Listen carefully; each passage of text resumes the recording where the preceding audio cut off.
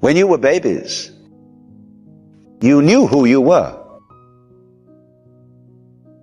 Psychoanalysts refer to that as the oceanic feeling. They don't really like it, but they admit that it exists, where the baby cannot distinguish between the world and the way it acts upon the world. It's all one process, which is of course the way things are. This video sheds light about the core message or truth that unifies most religions.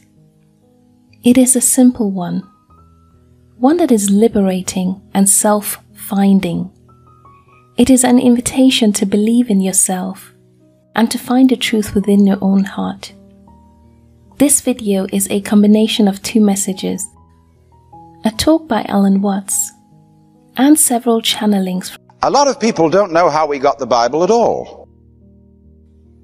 We Westerners got the Bible thanks to the Catholic Church.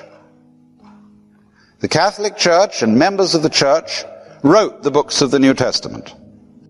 And they took over the books of the Old Testament, which even by the time of Christ had not been finally decided upon by the Jews. The Jews did not close the canon of the Old Testament until the year 100 AD, or thereabouts, at the Synod of Jamnia. And then they finally decided which were the canonical books of the Hebrew Scriptures, and embodied them in the Masoretic text, the earliest copy of which dates from the 10th century, early in the 10th century AD. The books to be included in the New Testament were not finally decided upon until the year 382 AD again, at the Synod of Rome under Pope Damasus. So it was the Church, the Catholic Church, that promulgated the Bible and said, we are giving you these scriptures on our authority and by the authority of the informal tradition that has existed among us from the beginning, inspired by the Holy Spirit. So you receive historically the Bible on the Church's say-so. And the Catholic Church insists, therefore, that the Church collectively, speaking under the presumed guidance of the Holy Spirit, and you can take that or leave it. Hindus believe that the Vedas are divinely revealed and inspired with just as much fervor as any Christian or any Jew. Muslims believe that the Quran is divinely inspired. And some Buddhists believe that their sutras are also of divine, or rather a Buddhic origin. The Japanese believe that the ancient texts of Shinto are likewise of divine origin. And who is to be judge? It is a journey of remembering and rediscovering who we truly are, until all falsehood is let go and replaced by truth. At its core, falsehood means division, the belief that the universe is separated into an infinite number of parts, small egos, all of which are in conflict with one another. Falsehood is the idea of a struggle of all against all, in which the realization of the inner unity behind all things has been lost completely. What is the solution to this division? It is to understand all these egos from the inner level and to start embracing all the parts that we have fought against the hardest. For example, a person who has discriminated against people of a different race will choose to live a life in which they undergo discrimination themselves. In this way, their understanding will evolve. The result is ultimately the realization that all those separated egos are connected. Then the love and the light of the soul starts to flow again. The choice for having certain experiences on earth is taken by the soul. When the awareness of the earthly personality is still far removed from the soul, the choices of the soul will be experienced as a kind of power coming from the outside, God or karma. But karma is ultimately nothing more than the lessons that consciousness needs in order to grow, and these lessons are chosen by the soul itself. So if the church says the Bible is true, it finally comes down to you. Are you going to believe the church or aren't you? So really, I won't deny anybody's right to hold these opinions. You may indeed believe that the Bible is literally true and that it was actually dictated by God to Moses and the prophets and the apostles. And that may be your opinion, and you are at liberty to hold it. I don't agree with you. I do believe, on the other hand, that there is a sense in which the Bible is divinely inspired. But since inspiration always comes through a human vehicle, it is liable to be distorted by that vehicle. In other words, I'm talking to you through a sound system, and it's the only one now available. Now, if there's something wrong with this sound system, whatever truths I might utter to you will be distorted. My voice will be distorted. And you might mistake the meaning of what I said. Now, so therefore, everybody who receives divine inspiration, and I'm using that in a very loose way, but anybody who receives it will express it within the limits of what language he knows. And by language here, I don't only mean English, Latin, Greek, Hebrew, or Sanskrit. I mean language in the sense of what sort of terms are available to you. What kind of religion were you brought up with?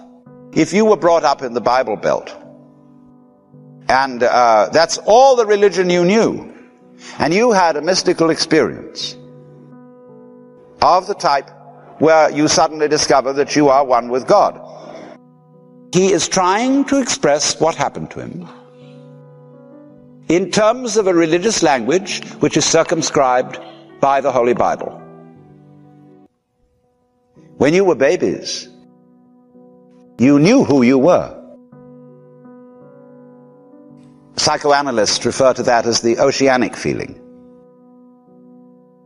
They don't really like it, but they admit that it exists, where the baby cannot distinguish between the world and the way it acts upon the world. It's all one process, which is, of course, the way things are. But we learn very quickly because we're taught very quickly what is you and what is not you.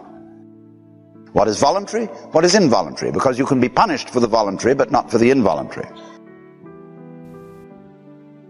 What is the purpose of going through duality? Please do not underestimate the meaning of your lives on earth. You belong to the most creative, advanced, and courageous part of God.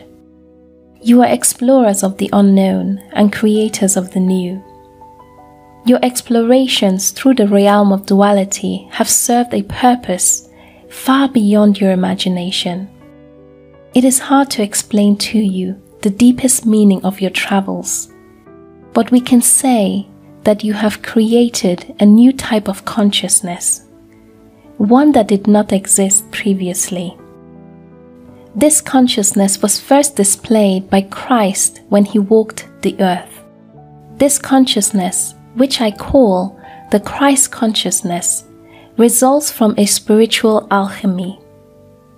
Physical alchemy is the art of transforming lead into gold.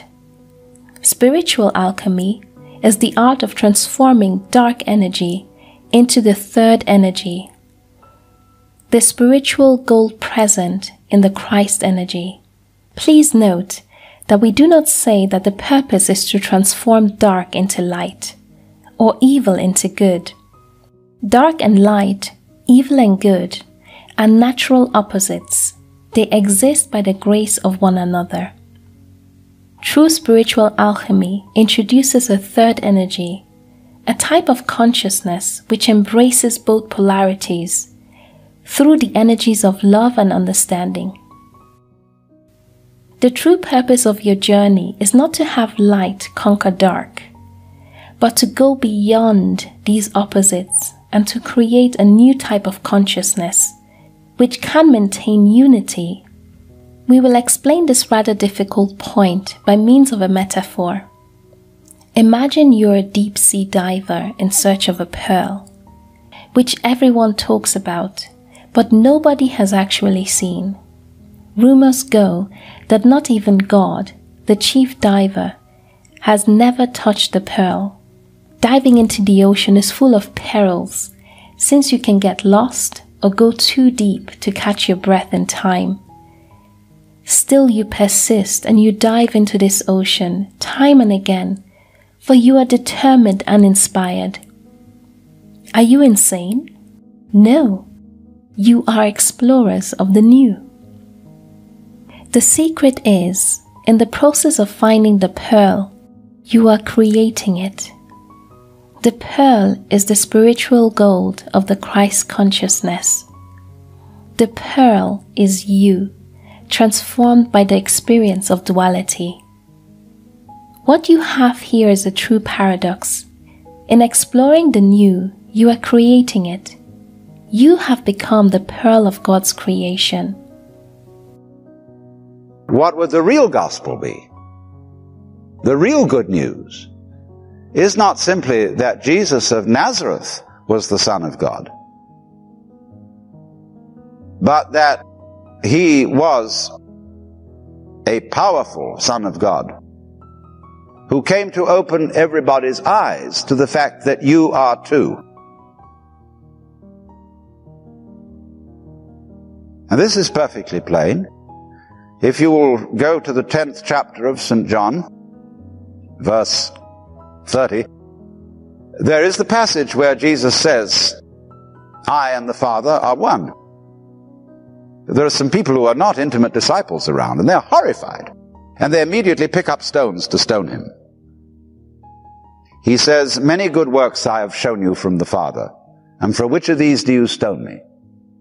And they said, for a good work we stone you not, but for blasphemy, because you being a man make yourself God.